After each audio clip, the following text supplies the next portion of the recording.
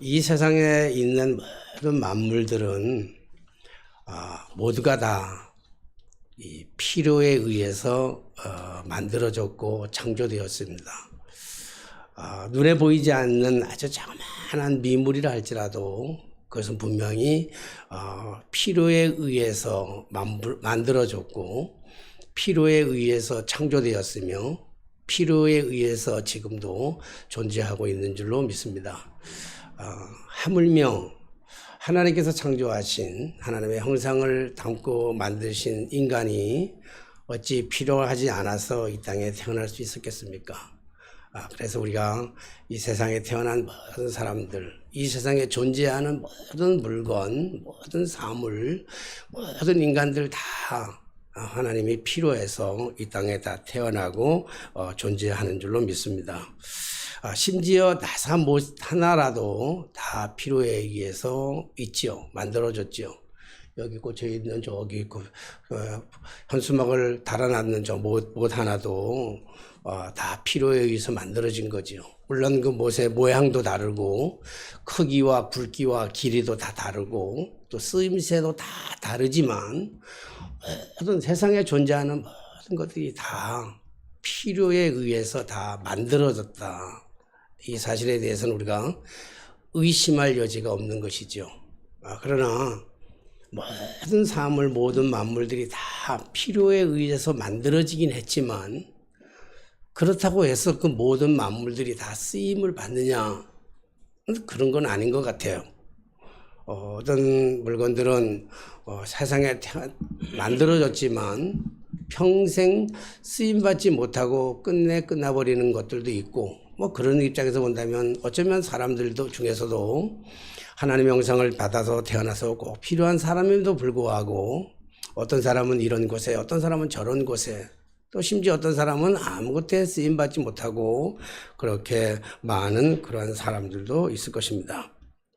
그러나 모든 사람들이 쓰임받지 못한다 할지라도 반드시 그 사람들은 필요한 존재인 줄로 믿습니다. 우리 파라과이에서 선교하시는 한동수 선교사님, 우리가 지난해까지만 해도 우리 교회가 지원했죠. 그래서 코로나가 오면서 우리 교회가 여러 가지 어려움도 있고 이런 사정이 있어서 올해만 우리 지원하지 못하고 있는 우리 소속 목사인 우리 한동수 선교사님이 책을 한 권 보내왔어요.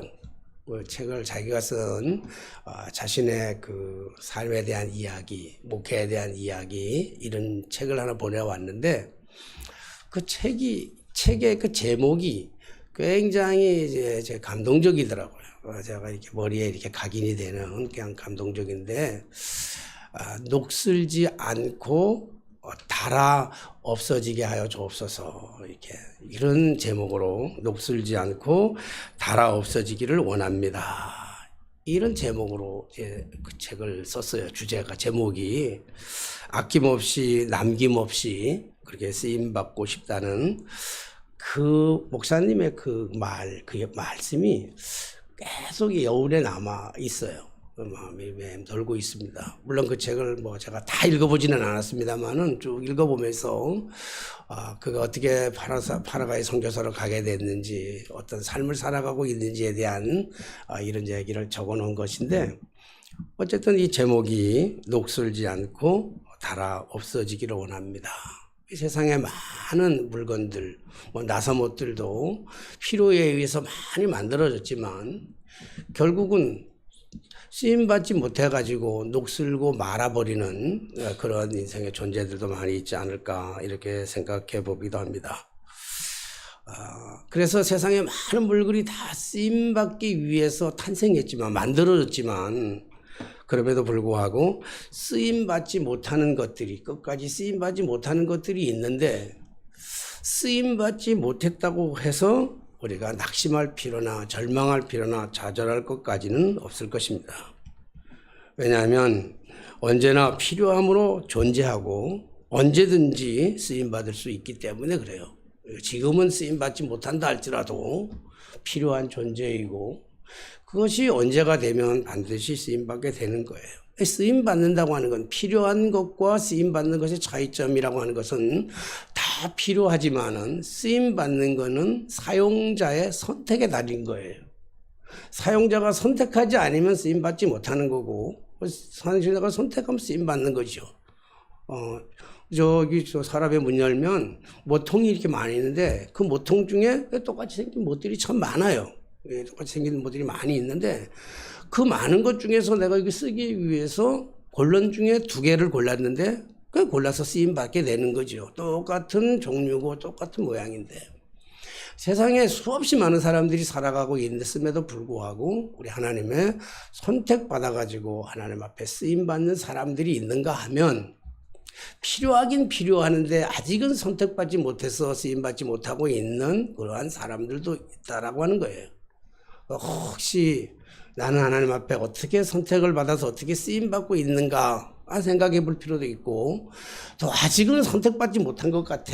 선택받지 못한 것 같고 참 초라한 모습이 내 모습 같이 보이지만 그렇다고 해서 낭망할 필요나 절망할 필요가 없다는 거예요. 왜냐하면 반드시 언젠가는 하나님께서 필요하면 쓰실 것이고 또 못 택함을 받아서 한다도 끝까지 우리란 필요한 존재이기 때문에 그렇다. 그리고 우리가 생각하면 낭망할 필요도 절망할 필요도 없을 겁니다. 그런데 오늘 말씀을 읽으면서 오늘 말씀을 읽고 또 이 말씀을 묵상하는 가운데 하나님 앞에서 쓰임받는 사람들이 있구나. 하나님께서 쓰임할 때 택할 때 다 필요한 존재고 하나님이 다 필요해서 만든 존재들이지만 그러나 하나님께서 특별히 누군가를 선택해서 쓸 때 보면 쓰는 그 하나님의 선택의 기준이 있겠구나라고 하는 사람들을 오늘 본문 말씀을 읽으면서 이렇게 묵상하면서 깨닫게 되었어요. 우리가 이렇게 잘 알다시피 대부분 오늘 이 본문의 말씀을 읽을 때 먼저 떠오르는 것은 기드원의 300용사라고 기억하고 있을 것입니다. 어떤 사람들은 기드원의 300용사라고 얘기하기도 하고 또 혹자는 그 기드원의 300용사가 힘이 있고 능력이 있고 대단한 전사들이 아니라 좀 연약하고 부족하고 그런 사람들이지만 하나님께서 선택해서 쓰셨다. 어쨌든 그런 사람들이 300명이었다라고 하는 것으로 말씀하고 있습니다. 그러면 이 300명은 도대체 어떤 사람이었을까? 제가 말씀을 보면서 묵상하면서 이 300명들은 어떤 사람일까 생각해 보았습니다. 오늘 말씀이 이 본문이 있기까지는요, 그 배경이 있는데 그 배경은 사사기 6장 1절 이하에서부터 우리가 볼 수 있습니다. 사사기 6장 1절에 보니까 이스라엘 자손이 또 여호와의 목전에서 악을 행하였으므로 여호와께서 7년 동안 그들을 미디안 손에 넘겨서 괴롭혔더라, 넘겨주셨더라, 그렇게 말씀하고 있죠. 그러니까 이스라엘 백성들이 또 하나님의 목전에서 얘기는 하나님이 보는 앞에서, 하나님의 눈의 앞에서, 하나님이 직접 보는 앞에서 악을 행하였다. 백두대낮에도 저들이 악을 행하였다라고 하는 이 말씀으로 이렇게 보면 될 것 같습니다. 특이한 사항은 바로 오늘 말씀 보는 것 특이한 사항은 여호와의 목전에서 하나님이 보는 앞에서 저들이 악을 행하였더라. 악을 행하였는데 무슨 악을 행하였냐 하는 얘기에 대해서는 그 얘기하면 또 너무 시간이 많이 가니까 여러분들이 짐작하되 악 중에 가장 큰 악은 하나님을 떠나 사는 것이죠. 하나님을 외면되게 사는 사람이죠. 어리석은 자는 그 마음에 이르기를 하나님이 없다 하도다. 것처럼 가장 어리석은 사람, 가장 악한 사람은 도둑질하는 것도 나쁘고 살인하는 것도 나쁘지만 하나님이 말하는 이 악은 하나님을 떠나서 이방 신들을 섬기는 걸 가리켜서 하나님께서 말씀하고 있습니다. 그러니까 왕이 없으므로, 사사기의 대표적인 것은 왕이 없으므로 사람들이 자기의 소견대로 행하였더라. 하나님을 의식하지 아니하고 살아갔던 사람들입니다. 그러니까 하나님께서 이런 이스라엘 백성들을 괴롭히기 위해서 미디안 사람들을 붙여주셨죠. 가끔씩 우리는 하나님의 축복을 받기를 많이 원해요. 하나님 우리 축복해 주세요. 축복해 주세요. 그러는데 하나님께서 우리에게 베풀어 주신 축복을 건강의 축복, 자녀의 축복, 물질의 축복 이런 거 많은 축복을 주면 그걸 축복이라 그리고 건강을 앗아갔다든지 재물을 빼앗아갔다든지 뭐 이러면 그러면 우리는 저주받았다. 하나님의 진노 속에 저주받았다. 이렇게 얘기를 합니다. 그러나 하나님의 주권 속에 큰 주권의 틀 속에 가둬서 우리가 본다고 한다면 우리가 자녀가 잘 되고 건강해지고 물질의 축복을 받고 입시되고 자녀들 결혼도 잘하고 이런 것도 축복이지만 하나님께서 우리의 물건을 뺏어가고 재물을 뺏어가고 건강을 뺏어가는 것도 하나님의 범주에서 가만히 본다면 그건 역시 축복이라는 거예요. 깨달으면. 왜냐하면 그 사건을 통해서 하나님께서 끊임없이 돌아오라고 하는 하나님께로 돌아오라고 하는 하나님의 끝없는 메시지, 사인이에요. 그것 없다면 그냥 로마서 1장의 말씀처럼 하나님께서 버려두기로 작정하셨다면 하나님이 포기하시로 작정하셨다면 어떻게 살아가든지 죄를 짓든지 안 짓든지 나중에 지옥에 가든지 상관없이 하나님은 간섭을 하지 않는 거예요. 그러니까 정말 좋은 거는 하나님의 뜻대로 하나님의 말씀대로 하나님의 방향대로 하나님의 계획대로 하나님이 기뻐하신 대로 그 방향을 맞춰서 살아가는 것. 그래서 받는 복은 더 좋은 복이고 그러나 그렇지 아니하고 반대로 우리가 하나님의 뜻을 어기고 하나님의 마음을 반대로 해서 살아가다가 우리가 불편한 게 있고 어려운 게 있다고 당한다고 한다면 그건 역시도 하나님께서 우리를 부르시는 하나님께서 그 사람을 사랑해서 부르시는 하나님의 뜻이었다라고 보면 되는 것이죠. 그러니까 오늘 이스라엘 백성들이 하나님의 여호와의 목전에서 악을 행하니까 하나님께서 미디안 사람들을 붙여주신 것은 물론 이스라엘 백성들에게는 고난이고 고통이고 아픔이지만 하나님은 그것을 통해서 이스라엘 백성들이 하나님께로 돌아오기를 소망하고 원했던 것이죠. 그래서 오늘 이스라엘 백성들이 하나님의 목전에서 악을 행하니까 미디안 사람들을 오늘 붙여주셨다. 그런데 7년 동안 붙여주셔가지고 그들이 이스라엘 백성들이 산에서 토굴에서 산에서 구멍이를 파고 거기서 산다든지 땅굴을 파고 산다든지 산에 올라가서 산성을 만들어 놓고 거기서 산다든지 그래서 이 인간에는 살 수가 없었어요. 이스라엘에 가보면 알겠지만 이스라엘 그 지역적으로 이 산이 좀 많이 있는데 돌산들이 많이 있는데 자연적으로 발생했던 굴들이 참 많아요. 그 굴들이 많이 있는데 그 굴들 속에서 이스라엘 백성들이 들어가서 그걸 파가지고 좀 더 넓게 파가지고 그 생활 거주로 삼았던 미디안 사람들이 너무 괴롭히니까 그렇게 살았다는 것이 증명되고 있습니다. 그런데 오늘 우리가 이 말씀을 보면서 우리가 한번 또 깊이 생각해 봐야 될 것이 뭐냐면 그러면 미디안 사람들은 어떤 사람들일까? 그리고 그들은 어디서부터까지 왔을까라고 하는 거예요. 다시 한번 말씀드린다면 이스라엘 백성들이 여호와의 목전에서 백주 대낮에 하나님 앞에서 저들이 범죄하니까 그들을 하나님이 심판하기 위해서 누구를 붙이셨냐면 미디안 사람을 붙였는데 그 미디안은 어디 사람들인가 하면 우리 미디안 그러면 생각나는 게 있죠. 어디냐면 모세가 애굽에서 왕궁에서 살다가 그리고 바로의 눈을 붙여 사람을 죽이고 그 사람을 무서워가지고 피해 도망간 곳이 어디냐면 광야로 갔는데 그 광야가 바로 미디안 광야잖아요. 그 미디안 광야에서 40년 동안 그가 살다가 하나님의 다시 부르심을 콜링을 받고 이스라엘 백성들을 데리고 홍해를 건너서 가나안 땅까지 가게 되는 것 아닙니까? 그러나 물론 모세는 가나안에 못 갔지만 여호수아와 갈렙을 중심으로 해서 이스라엘 백성들이 가나안 땅에 들어갔어요. 아주 먼 거리예요. 그런데 아주 이 먼 거리에 이 미디안 사람, 이 멀리 떨어져 있는 이 미디안 사람들을 어떻게 이곳까지 이 미디안 사람들은 대체적으로 성경에 보면 그들은 낙타 전사들이에요. 낙타를 타고 낙타를 탈 뿐만 아니라 낙타를 탄 전사들이란 말이에요. 용사들이에요. 싸움을 잘하는 사람들이었어요. 이 사람들이 어떻게 이 미디안에서 이스라엘 사람들이 살고 있는 이 가나안 땅까지 이렇게 왔을까? 이거 다 설명한다고 한다면 오늘 뭐 굉장히 오랫동안 시간이 되기 때문에 다 뭐 역사적이고 지리적 배경을 다 설명할 수는 없지만 중요한 것 하나를 제가 깨닫는 것은 뭐냐면 이들이 분명히 멀리서 왔는데 하나님께서 쓰시고자 한다고 하면은 지구 반대편에 있는 사람을 들어서서 쓰신다.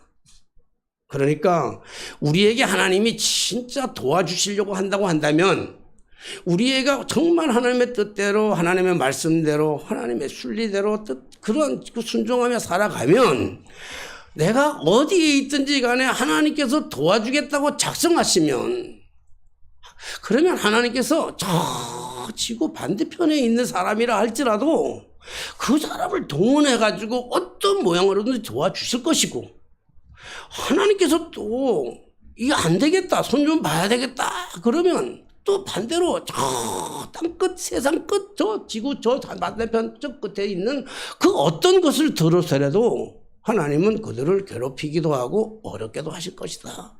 그러니까 중요한 것은 이스라엘 백성들이 여호와의 목전에서 악을 행하니까 하나님이 보는 앞에서 저들이 악을 행하니까 미디안 사람들 그 먼 거리에 있는 미디안 사람들 낙타 전사들을 동원해서 이스라엘 백성들을 괴롭히는 거예요. 그게 불과 얼마나 많이 왔는가 하면 그 미디안 사람들이 13만 5천 명이나 되는 사람들이 왔어요. 어마어마한 거예요. 13만 5천 명이라는 건 대단한 숫자지요. 우리 상암 경기장에 들어갈 수 있는 인원이 6만 명이에요. 상암 운동장에 들어갈 수 있는 인원이 6만 명인데 저희들이 상암동에서 오래 살았잖아요. 10년 이상 살았는데 경기가 끝나가지고 그 6만 명이 한꺼번에 나오면요. 그 지역 전체가 일대가 다 마비가 돼버립니다. 어마어마한 인구예요. 근데 낙타를 타고 전사들이 낙타를 타고 이스라엘 백성들이 농사진 것을 빼앗기 위해서 또 낙타 한 마리를 대신 또 끌고 짐실을 낙타를 데리고 왔어요. 이스라엘 백성들이 그러한 고통 가운데 있을 때에 이스라엘 백성들이 그 고통 가운데 비로소 하나님 앞에 울부짖는 거예요. 사람이 평안하면 하나님 잘 안 찾아요. 배부르면 하나님 잘 안 찾아요. 평안하면 하나님 잘 안 찾아요. 그런데 고통 가운데 있으면 괴로움 속에 있으면 어려움 가운데 있으면 내가 내 힘으로 해결할 수 없는 절박한 상황에 있으면 그때 비로소 하나님을 찾게 되는 거예요. 부르짖는 거예요. 이 이스라엘 백성들이 하나님의 목전에서 이런 악을 행하다가 하나님이 미디안 사람들을 붙여가지고 7년 동안이나 괴롭히니까 이들이 7년의 그 괴로움 속에서 하나님 앞에 비로소 엎드려가지고 기도합니다. 하나님 우리를 긍휼히 여겨달라고 그러니까 하나님이 그때 사람을 보낼 사람이 누구냐면 기드온을 보내요. 그러니까 기드온을 우리가 쭉 읽어보니까 기드온에 대해서 성경을 읽다 보니까 사실 명함이 갈리더라고요. 앞부분은 기드온이 대단한 용사고 기드온이 굉장한 신앙의 사람인데 뒤 7장 8장으로 넘어가면 처음에 승리한 8장 이후로 넘어가게 되면 기드온이 너무 교만한 사람이고 하나님 앞에 버림받는 이러한 엄청난 일들을 하는 사람인데 우리 그거 다 설명할 수는 없고 오늘 저희가 말씀드리는 거는 필요한 것과 쓰임받는 것에서 말씀드리고 싶은데 기드온의 300사람명이라고 하는 우리가 용사라고 얘기해도 되고 300사람이라고 생각해도 되고 300백성이라고 얘기해도 되고 어쨌든 간에 그 300명 기드온과 함께 미디안 사람들을 물리친 그 300명을 어떻게 선발했느냐에 대해서 오늘 말씀을 어떻게 하나님 앞에 그 필요한 사람들 중에서 쓰임받고 택했느냐라고 하는 것에 대해서 말씀드리려고 하는 것입니다. 오늘 본문 읽어드린 거 말씀처럼 사사기 7장 1절의 말씀 보니까 여룻바알이라고 하는 기드온이 사람들을 모아요. 혼자서는 싸울 수 없으니까 사람을 모으는데 참 특이해요. 이스라엘은 12지파가 있잖아요. 12지파가 있는데 오늘 사람들을 보내가지고 이 군사들을 모으는데 싸울 수 있는 사람들을 모으는데 참 특이한 것은 12지파 중에 4지파한테만 부탁을 해요. 그러면 안 되거든요. 원래 이스라엘은 한 동일한 일체예요. 근데 이상하게 4지파한테만 보내요. 이것도 이제 설명하려면 오래기 때문에 왜 네 지파인지는 말씀드리진 않지만 어쨌든 그 네 지파를 부르는데 므낫세 지파, 아셀 지파, 스불론 지파, 납달리 지파라고 하는 이 네 지파, 12지파 중에서 네 지파 사람들을 동원해서 모아가지고 야, 우리 미디안 사람들하고 이제 싸워야 되겠는데 싸울 수 있는 용사들, 용기 있는 전사들은 다 모여라. 이렇게 네 지파에다 연락을 했더니 모인 사람들이 몇 명이 모였냐면 32,000명이 모였어요. 미디안 사람들은 135,000명, 그러니까 이스라엘 사람들은 32,000명 그렇게 모였어요. 근데 우리 성경을 우리가 읽었지만 성경에 보니까 좀 이상한 부분이 하나 있어요. 하나님께서 32,000명이 너무 많다, 너무 많으니까 돌려보내라. 많이들 좀 돌려보내라. 이렇게 얘기를 말씀을 해요. 참 이상하잖아요. 아니 32,000명이 많지 않잖아요. 13만 5천 명에 32,000명이면 한 5대1 정도 돼요. 5대1로 싸워서 이길 사람이 어디 있어요. 근데 지금 5대1 되는데 32,000명이 많으니까 자 돌려보내라 그래요. 근데 돌려보내라고 하는 그 말씀 중에 그 이유가 있는데 그 이유가 뭐냐고 하면 이런 이유예요. 이 싸움에서 이길 텐데 이 싸움에서 이기고 나면 저들이 자기가 힘이 세서 자기 스스로 잘해서 자기들이 전략이 좋아서 이겼다고 할 것이다.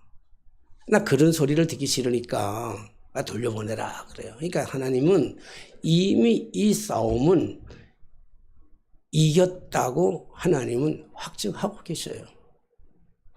여러분 오늘 하나님께서 함께 하시고 하나님이 싸워주시겠다고 하는 이 싸움은요 이스라엘과 미디안의 싸움이 아니라 미디안과 하나님과의 싸움이에요. 이 세상에 10만 명, 1000만 명, 1억 이 지구 상에 존재하는 모든 인구들이 전부 다 힘을 합쳐가지고 핵폭탄을 전부 다 동원해가지고 하나님을 대적해도 하나님 한 분을 이길 수가 없어요. 안 그렇겠습니까? 그러니까 하나님은 이미 이 싸움의 결과는 알아요. 이 싸움은 너희들이 이길 거야. 근데 이기는데 너희들이 32,000명으로 가지고 싸우면 5대1로 싸워가지고 이기면 너희들이 잘했다고 싸운다고 자랑할 거야. 그러니까 하나님이 쓰지 않은 필요로 해서 불렀지만 하나님이 쓰지 않는 사람들의 특징은 뭐냐면 자랑질하는 사람들이에요. 자랑하는 사람들. 자주 선거한 사람들의 특징이 뭐예요? 그 특징이 뭐 다 그런 건 아니지만 자주 선거한 사람들의 특징은 내 힘으로 내가 잘해서 내 노력으로 제가 만나보면 많은 자주 선거한 사람들을 보면 다는 아니지만 자주 선거한 사람들의 대부분을 만나보면 그렇게 얘기해요. 고생했던 이야기부터 시작해서 고생했던 이야기도 좋지만 결국은 뭐냐면 내 힘으로 내 노력으로 내가 이런 사람이야. 그런 사람들은 참 예수 안 믿어요. 예수 믿으라 그러면요 왜 예수를 믿어? 내 주먹을 믿지, 내 힘을 믿지, 내가 의지하지. 뭘 예수를 믿어? 하나님 없어. 하나님이 내가 언제 힘들을 때 내가 도와줬어? 내 힘으로 했지. 이런 사람이에요. 오늘 이스라엘 백성들이 모여있는 32,000명들 중에서 많은 부모들이 싸워서 이기면 그 사람들이 그렇게 얘기할 것이다 라고 얘기를 해요.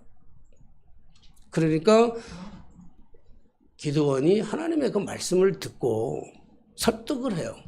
32,000명을 다 놓고 강단에 서서 설득을 해요.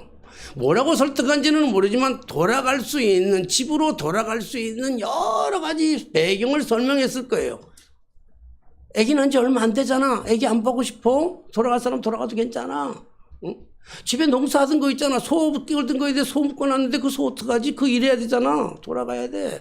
돌아가도 괜찮아. 다 괜찮으니까 돌아갈 사람 돌아가. 그러니까 이게 설득을 해요. 돌아가라고. 그러니까 그 돌아간 사람들이 몇 명이냐면 22,000명이 돌아갔어. 그러니까 32,000명이 모였다가 10,000명이 모인 거예요. 그러니까 하나님께서, 야, 기드온이 이제 10,000명이 남으니까 하나님이 오늘 또 말씀하잖아요. 기드온에게. 야, 이 숫자도 너무 많다. 이 숫자도 너무 많으니까 내가 하는 시험이 하나 있는데 내 시험을 한번 테스트를 한번 하겠다. 내가 쓰고 싶은 사람인데 전쟁은 너희 게 아니야. 전쟁은 너희가 하는 게 아니야. 전쟁은 내가 하는 거라니까. 전쟁은 내가 하는데 내가 필요한 사람이 있어. 내가 필요한 사람.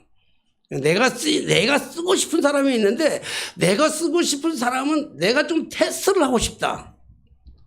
하나님이 테스트를 하죠.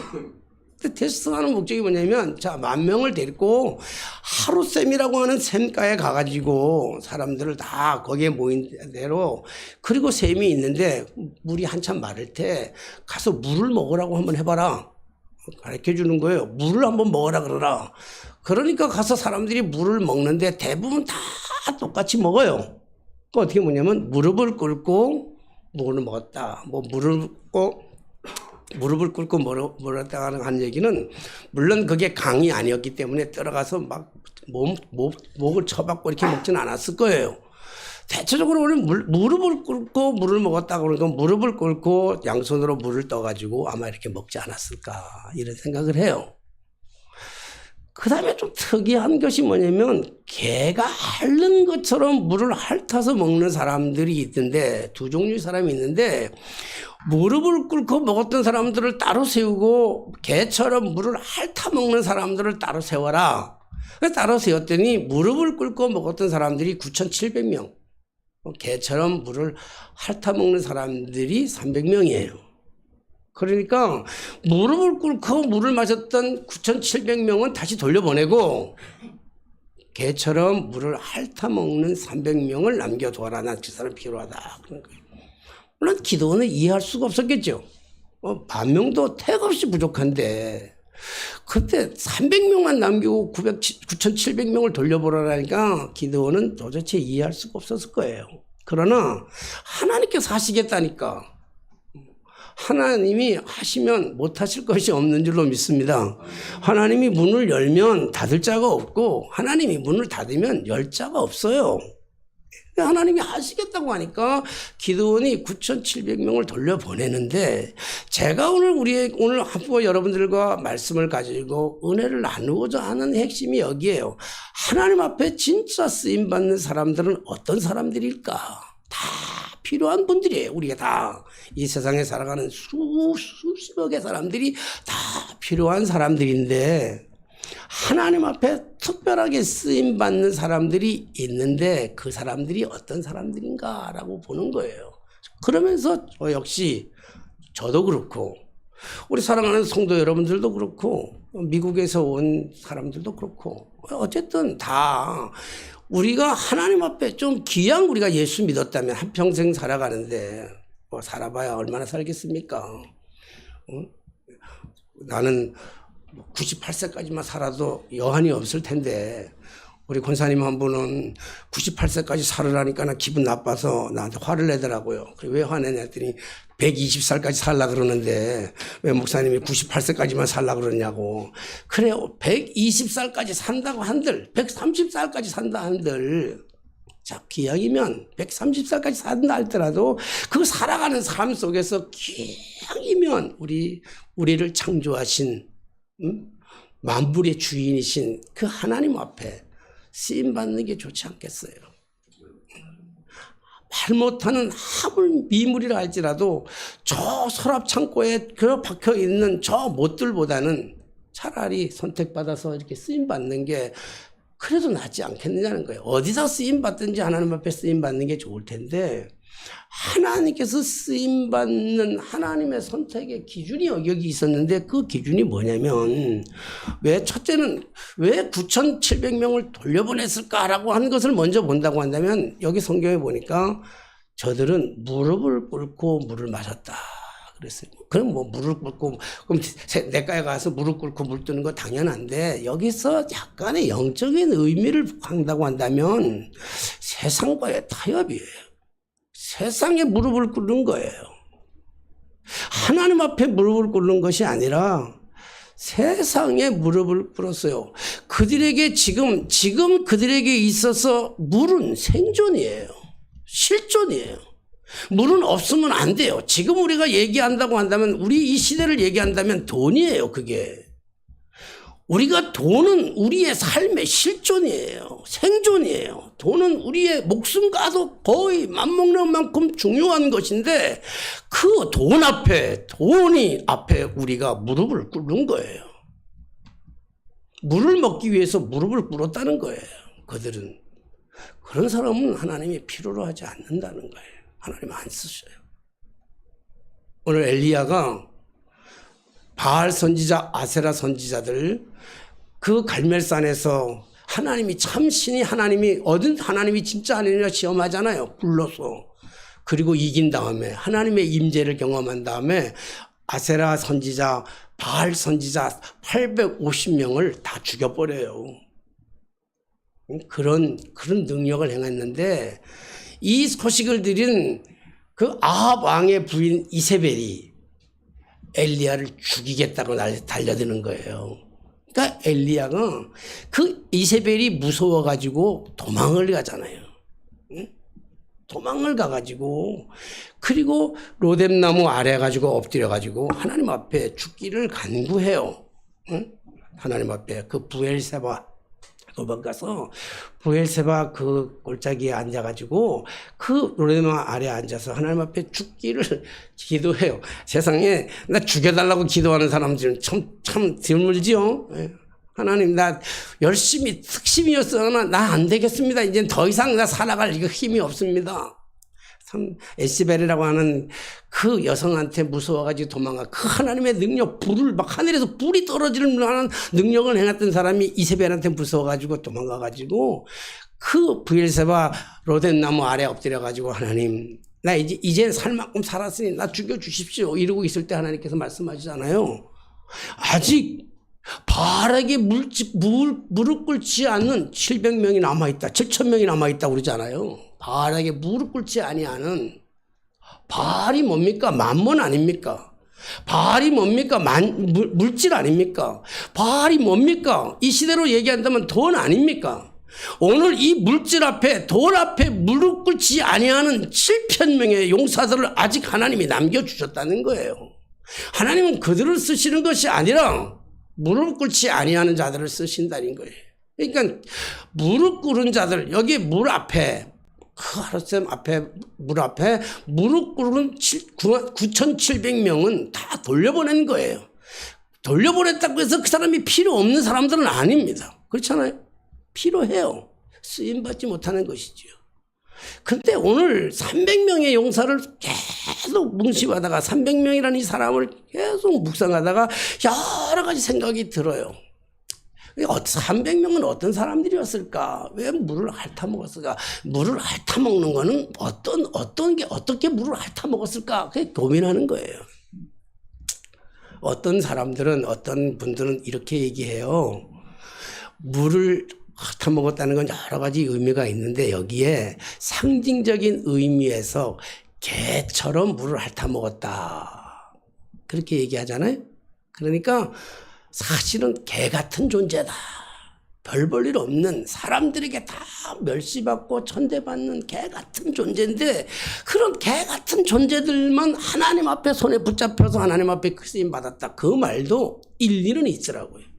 하나님이 우리를 쓰실 때 다 똑똑하고 잘난 사람들을 쓰시는 게 아니에요. 하나님이 기적을 행할 때 잘나고 똑똑한 사람들을 써서 기적하는 게 아니에요. 잘나고 똑똑한 사람들을 들어 쓰시면요 다 하고 나면 꼭 자기가 했다고 그래요. 자기가 잘났다고 그래요. 근데 하나님의 쓰임받는 사람들을 보면 참 형편없는 사람들, 부족한 사람들, 정말 모자라는 사람들 이런 사람들을 통해서 쓰신다고요. 하나 농담이지만 우리 예찬이 예성이들이 학교생들 되게 공부 못했어요.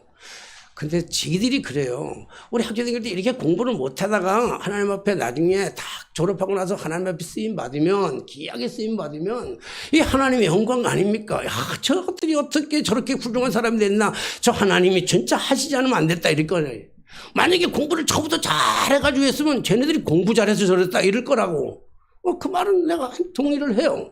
하나님이 쓰실 때 보면 물론 공부를 잘하는 사람도 거기에 맞는 쓰기도 하지만 하나님이 볼 때 어떻게 공부도 못한 애가 어떻게 저렇게 왔지. 아니 속초 상업고등학교 나온 애가 속초 상업고에서도 공부 두각을 내지도 못했던 애가 어떻게 목사가 됐지? 그러면 이유 하나밖에 없어요. 아무리 설명해도 이유는 하나밖에 없어요. 뭐죠? 하나님의 은혜였다라고요. 여러분, 저는 목사로서 자랑을 한 번도 해본 적이 없어요. 목사라고 하는 긍지는 있어요. 저는 진짜 다시 태어난다 할지라도 난 목사 할 거예요. 뭐 다시 태어나지도 않겠지만 진짜로 난 목사에 대한 긍지는 있어요. 그러나 목사가 된 것은 내 힘으로 내 능력으로 된 게 아니고 하나님의 전적인 은혜였습니다. 최한영 목사님 오늘 찬양했던 것처럼 내가 호흡하는 것도 하나님의 은혜고 다 하나님의 은혜였음을 고백할 수밖에 없는 거지요. 네? 그런데 오늘 그래서 정말 개처럼 사람들에게 취급받지 못하는 사람으로 취급받지 못하는 그런 형편없는 사람을 하나님이 쓰셨다라고도 얘기할 수 있어요. 그것도 맞아요.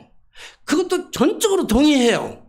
근데 저는 오늘 이번 말씀에 묵상하면서 물을 개처럼 핥아서 먹으려고 하면 어떻게 먹었을까 하면 그걸 또 한번 묵상해 봤어요. 어느 게 맞는지는 모르는데 어쨌든 그렇게 묵상하다 보니까 물을 개처럼 핥아 먹으려면요 한 손으로 먹어야 돼요. 두 손으로 떠서는요 마시는 거예요. 그렇잖아요. 두 손으로 떠서는 이렇게 마시잖아. 근데 한 손으로 물을 떠야 하니까 받을 수가 없어. 물을 그릇이 아무것도 받을 도구도 연장도 그릇이 없을 때는요 최고의 좋은 그릇이 손이잖아요. 우리 손으로 떠서 두 손으로 물을 받아가지고 마시면 돼요. 근데 두 손을 물을 떠가지고 저처럼 핥는 어리석은 바보가 어디 있겠어요. 그러니까 그들이 개처럼 혀로 핥았다라고 하는 얘기는 한 손으로 물을 떴다는 것 같아. 한 손으로. 확실하게 맞는지 아닌지는 전 정확하게 몰라요. 우리 끝나고 나서 좀 안 맞으면 우리 성서신학자님한테 물어보려고 하는데 한 손으로 뜬 것 같아. 한 손으로 뜨니까 물이 남는 게 없잖아요. 그러니까 물이 남는 게 없으니까 그 손에 있는 물을 핥아 먹는 거야. 여기 있는 게 핥아 먹는 거예요.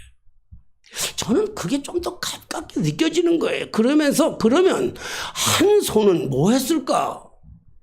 한 손은 무기를 들고 있었어요. 지금은 전시 중이잖아요. 지금 싸움 중이잖아요. 싸움하겠다고 저들이 몰려들었잖아요.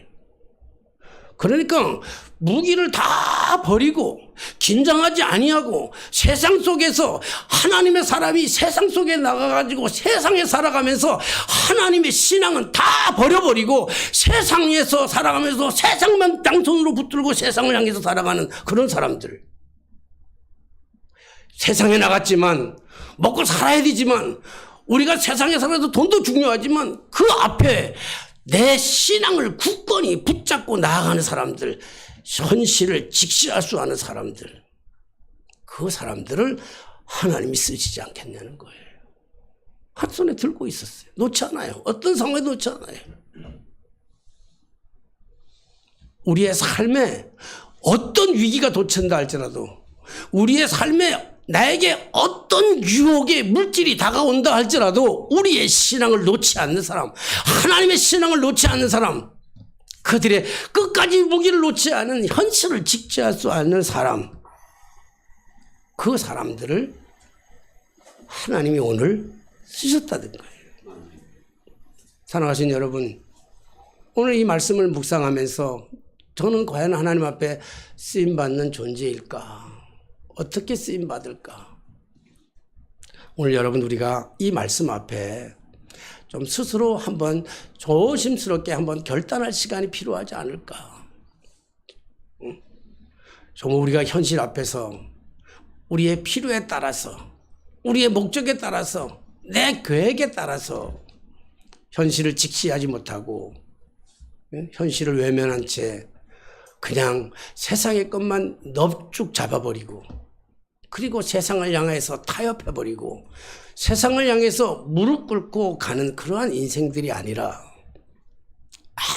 아무리 소중하고 실존이고 생존이라 할지라도 그것이 본질이 아니라면 그러면 본질을 놓지 아니하는 그 신앙, 나를 끝까지 버리지 아니하시는, 내가 어떠한 상황에 있다 할지라도 나를 절대로 버리지 아니하시는 그 하나님의 손을 내가 같이 붙잡고 그리고 한 손으로 우리에게 주신 그 사명, 우리의 그 역할을 감당하며 하나님 앞에 쓰임 받게 되는, 하나님 앞에 필요한 존재가 아니라 하나님 앞에 진짜로 쓰임 받는 존재로 살아가는 저와 여러분들의 삶이 되게 되시기를 주님의 이름으로 축원합니다. 기도하겠습니다. 전능하신 하나님 아버지, 주님의 은혜를 생각하며 감사합니다. 세상에 수없이 많고 많은 사람들, 그 많은 사람들이 하나님의 필요에 의해서 이 땅에 태어난 줄로 믿습니다.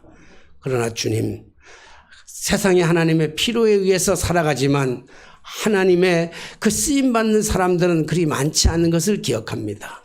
오늘 세상과 타협하거나 세상 앞에 무릎 꿇거나 물질 앞에 무릎 꿇는 저희들이 아니라 하나님 신앙을 붙잡고 세상을 향하여 당당하게 세상을 이기며 나아가는 저희 모두가 되어 하나님 앞에 쓰임받는 착하고 충성된 종들이 다 되게 하여 주옵소서. 예수님의 이름으로 기도하옵나이다. 아멘. 우리 찬송가 50장 부르시면서